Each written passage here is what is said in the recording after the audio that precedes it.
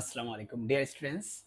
আজকে তোমাদের বস্তুর উপর তাপের প্রভাব অধ্যায় নাম্বার 6 এর একটি এমসিকিউ নিয়ে আমি হাজির। এটা কিন্তু বোর্ডে দুইবার আসছে, ঢাকা বোর্ড 15তে আসছে, দিনাজপুর বোর্ড 17তে আসছে।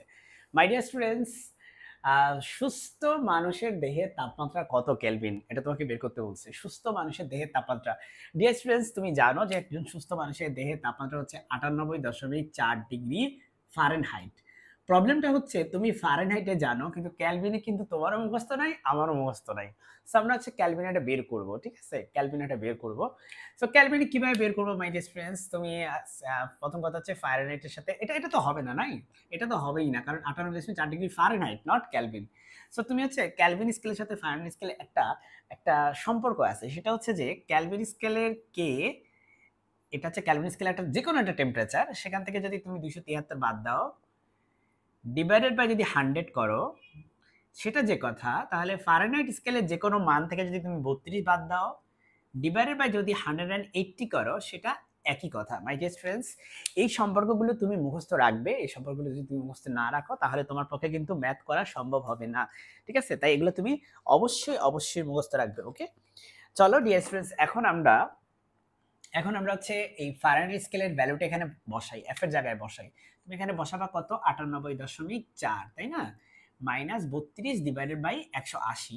মাই ডিয়ার স্টুডেন্টস, তুমি একটা জিনিস খেয়াল করো, 180কে যদি আমি 20 দিয়ে ভাগ করি, তাহলে হয়ে যায় কত? 9, তাই না? 180কে 20 দিয়ে ভাগ করলে হয় 9। তুমি যদি একটু খেয়াল করো, 180 ডিভাইডেড বাই 20, 2 2 কাটা, সরি 0 0 কাটা, 2 18 দিয়ে 18কে 2 দিয়ে কাটলে হচ্ছে হয় 9। আবার 100কে যদি তুমি 20 দিয়ে কাটো, 100কে যদি তুমি 20 দিয়ে কাটো, তাহলে 0 0 কাটা, এখানে হচ্ছে 5 হয়। তার মানে এটা হচ্ছে কত? 5 হবে, তাই না? নিচে হবে 5, আর উপরে হচ্ছে k মাইনাস 273। ডিয়ার স্টুডেন্টস, এখন আমরা একটু ক্যালকুলেটর হিসাব করব। ক্যালকুলেটরে এই পার্টটা আমরা হিসাব করব, দেন আমরা 5 দিয়ে গুণ করব।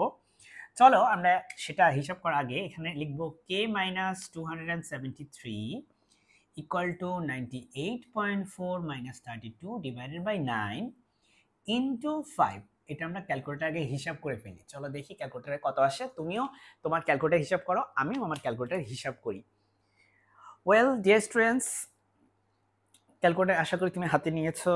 এটা হচ্ছে 98.4 মাইনাস 32 ডিভাইডেড বাই 9 ইন্টু 5, এটা হয় 36.89। 36.89, তাহলে এটা হয়ে যাবে 36.89।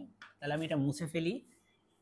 36.89। এখন তুমি খেয়াল করো, কে এর মান তোমার দরকার, তাহলে 273কে ওই পাশে নিয়ে যাও।